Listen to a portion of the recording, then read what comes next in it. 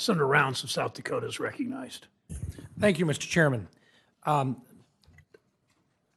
Dr. Bernstein, I have to admit I really appreciated the opportunity to visit with you in my office, and thank you for taking the time to do so. There were a couple of items that we talked about there that I would suspect that we would disagree on, but I want to work my way through them with you here today. Inflation, specifically the high energy prices, I believe have negatively affected American families.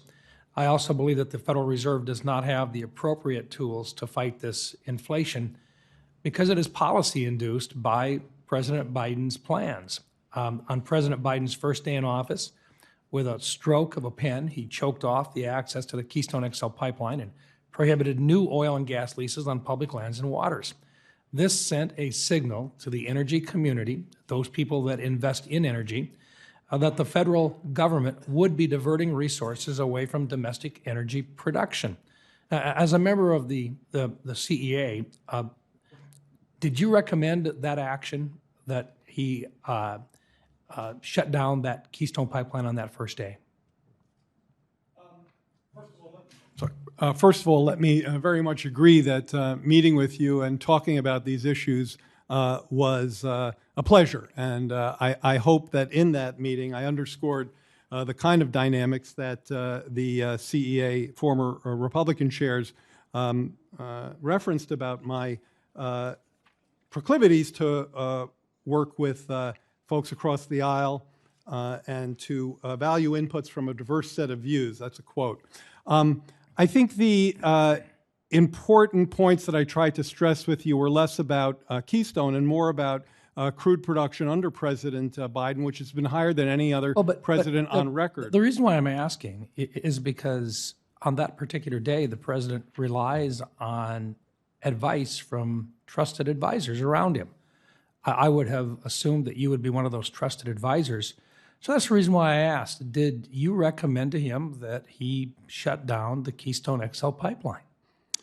I am always involved in policy processes, but I don't have a readout from that precise incident. I will point out that the Keystone pipeline was only 8% completed when the decision to cancel it was made. And of course, that was merely, that was a pipeline to transmit oil, not to produce more. And again, I think the key point here is that at 11... and I don't mean to be argumentative, but my question is simply, did you recommend that he shut down the Keystone XL pipeline? And my answer, Senator, was as a member of the team, I was part of those conversations, but I don't have any particular readout or recollection of that would answer that question in the fulsome manner you're requesting. Well, then let me go on then, because I in your role as the chair of the CEA, how would you advise the president to bring down inflation from a policy perspective? Okay, that's a great question, and I would say one of the answers is one I already referenced in discussions with Senator Brown earlier, which is the pandemic, while not the sole cause of inflation, was certainly its root cause.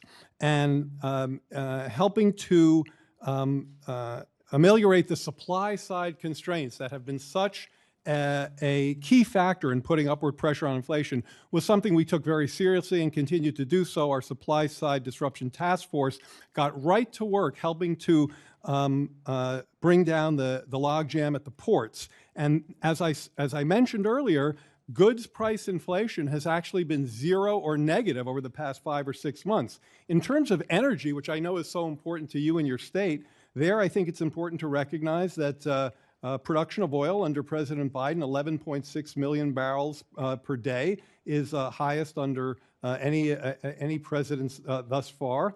And that the president just approved, as you know, the Willow Project, which will produce 180,000 barrels per day.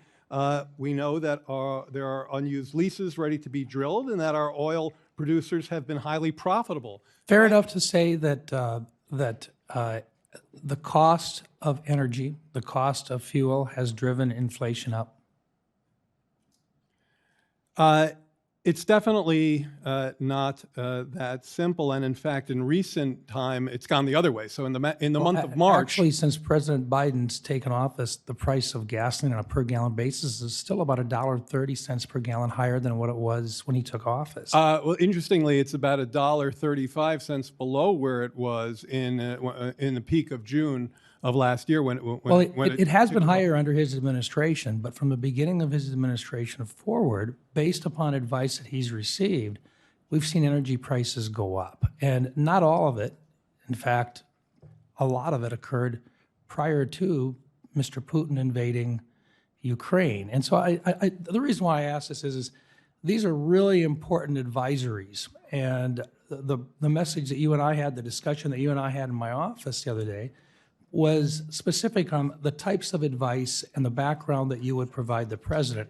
And I know I'm over my time on this, but I just think it's really important that the committee here, the approach that you take in advising the President of the United States on economic issues of all sites. But I thank you for your time today, sir. Thank you, Senator. Thank you, Senator Rounds.